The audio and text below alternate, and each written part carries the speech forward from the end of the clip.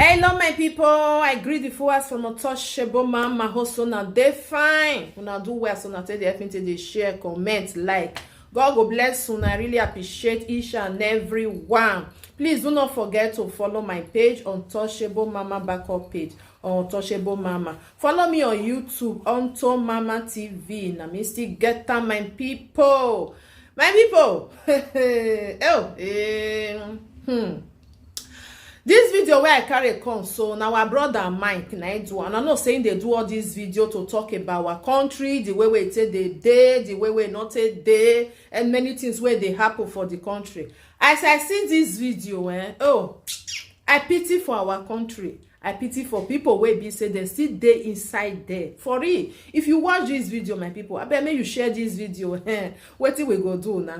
E good sometimes maybe they see all these things. You know, say somebody like Obazee, if you see this video, you go pass on, you no go share, you no go talk about it, you go just leave am for there. All you na just to say, make una come, we are going to let's move Edo forward, let's move our country forward. All these bad one wey be say they, they share, they talk about it.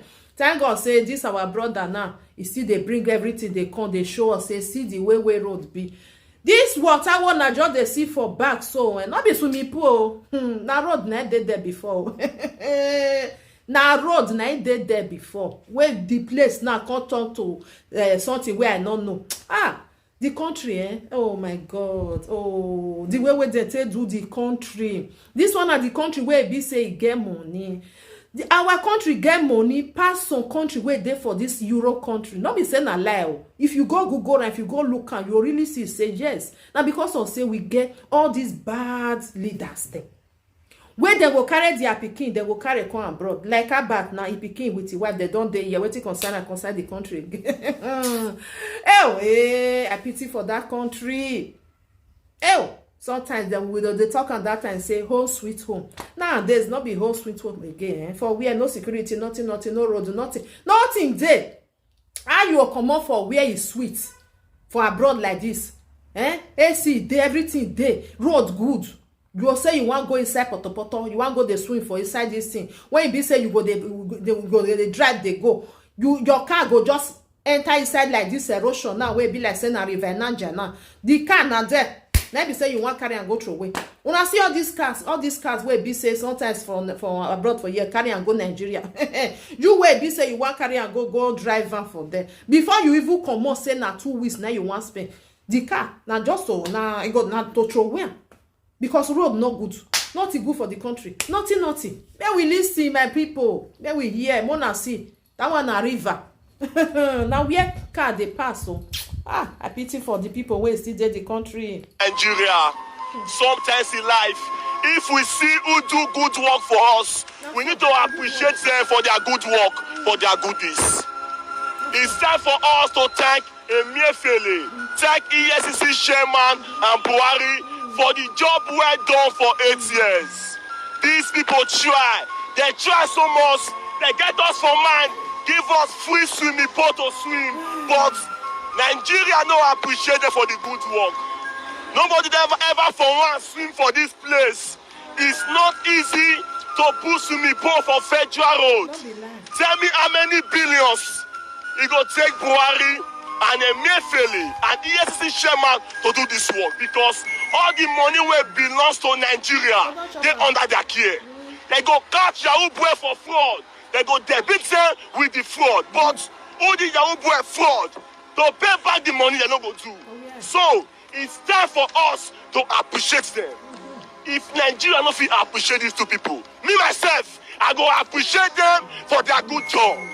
Yes, I need to swim for this place to appreciate the good work of Buhari. Emefiele, see, forget they arrest you for the new regime. You are a very active man. Yes, at least you never for once experience the hardship of the common poor masses. I want to teach all the Nigeria how to swim in federal road. You understand? Because a lot of people create this swimming pool. I know swimmer for this place. Yes, because now only the poor masses now infection they cash. He will never catch that. Hey, cameraman, near me. Oh, cameraman, they fear to swim. Oh, see life, 21st century.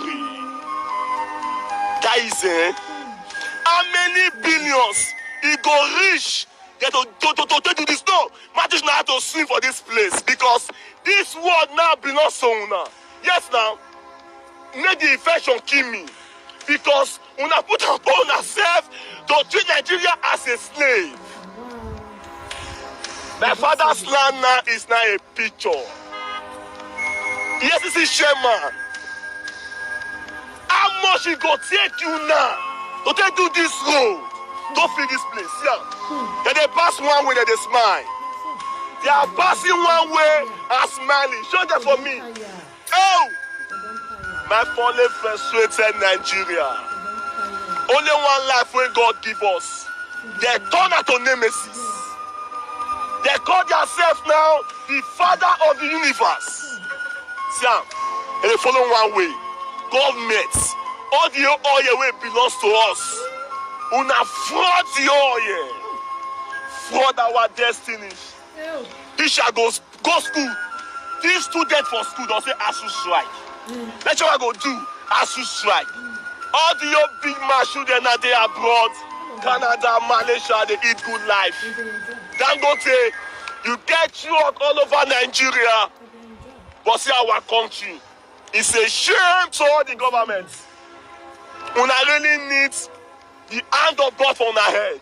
But it's appointed for every man who spoil our government not to get sense. It shall never be well with una. Because una they work as if say una they possess. This will not be clear hard. Una get mansion, get school, get everything, but see federal road inside state. And they follow one way, they smile. And they follow one way, they smile. And then they regress put. What a marvelous God. Pastor get school for country will not get work. It will never be well with them, my people, because then they come this abroad. Then they use their eye till they see many things where it dey.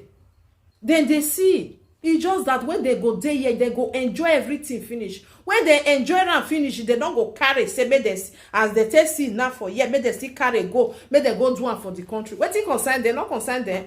The only thing we concern them for them now how to carry all those money to secure their family, their generation. Make sure say everything go dey okay with them. Not only that one. What thing concern them? Concern the poor citizen. Not concern them. Like say they concern them, my people. This road where our brother they show so. Una think say they know they pass on, that they pass on now. They go close eye, pass on. Say this one go come, not concern me. The other one go come, not concern me. All their own. Now the money. Now only the money. Apart from the money, what it concern they say road no good. You not concern them. This one a road though. For country where we say even federal road no good. See Nigeria. They are dying and smiling inside poverty. Yes, we get oil, we get soil, everything. But common federal road, Buhari no fix am for 8 years, and he go court free. He say if anybody ask him for evidence, person really need problem. See, it's a shame to all the governor, in fact, to all the governor, senator, minister. All of them. Una go to air and burn to ashes and set yourself ablaze. Make I swim for them now. Make I swim. My father's land now is now a picture. Yes, it's now a picture. Photo, see, following one way and smiling. And they go thief una, put una for where una belongs. It's a shame to all of you now. More they swim now. More they swim. One thing is for sure. One day should be one day. No man born of a woman go past 120 years for this world. We all go test death. We go understand the meaning of nemesis. Yes, now. See federal road. They are passing one way and smiling. Now only mumu youth go worry if you don't know share am. Your father's land is destroying and you are smiling. Anybody where they benefit for government will watch this video or man of God wey pass this place wey watch this video, and you wey dey watch me, if you don't share this video, make it get so Tinubu, nothing go make God no punish you. Yes, now me. My people, the country, everybody don't tire for real. Who go talk say no tire for the country? You know say it's just a joke. Just a joke. You see, this one a road. Now this one are one of the roads. If they say make they go, they bring the rest come out. No. It will never be where we dey at all. All of them, no one. You see all those one where be say they see they eat the money, they go say no consign them. They like make they show us say no. The governor they work. This one they work. All this one they no go let show and come out. They no go show and come out. They go cover am because may we not see am. Mona see this one our country. This one our country, Naija. This one our Nigeria. Una come expect a person wey don spend many years for abroad, wey don't enjoy everything for year, go come carry a bag. He go say he want go sit down for the Nigeria. Wetin he want go do for there now? Tell me. Wetin dey for there wey good? Road not good. Water not there. Light not there. No security. Nothing good. Wetin person want go sit down go do? Wetin person wanna tell me now? Wetin person want go enjoy for there? My people, I beg wanna share this video. Help me to share this video. God bless you as you do. I pray one day be one day. Maybe say me they talk on the time. Maybe say all these European people, may they come save us. Now let them go feel save us. So take it or leave it. Because for many years, all these Agbe people where be say they put for there, they don't do anything. They don't know their right. They don't know their left. They don't know their anything. So the best thing, all those people where be say is there for this European people. Now let them go come save the country. Otherwise, that's why I talk and reach. Una bye for now. Please do not forget to follow my page, Untouchable Mama Backup page, Untouchable Mama. Follow me on YouTube, Unto Mama TV. Now me see get down. God bless you as you do. One day we dey pray. They say it go better. Now we still dey now. We never know when. Bye for now.